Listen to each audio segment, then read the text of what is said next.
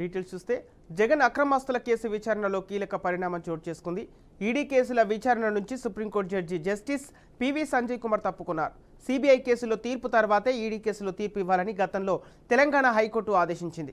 High court తీర్పును ED సుప్రీంకోర్టులో సవాల్ చేసింది. ఈ petition justice Sanjeev Khanna, justice Sanjay Kumar ధర్మాసనం ఎదుట ఇవాళ విచారణకు వచ్చింది. వాదనలు వినిపించేందుకు ఇరుపక్షాల న్యాయవాదులు సిద్ధమయ్యారు. ఈ క్రమంలో విచారణ నుంచి తప్పుకుంటున్నట్లు జస్టిస్ సంజయ్ కుమార్ తెలిపారు. దీంతో వచ్చే నెల మొదట్లో మరో ధర్మాసనం ఎదుట లిస్టు చేయాలని జస్టిస్ సంజయ్ ఖన్నా ఆదేశించారు.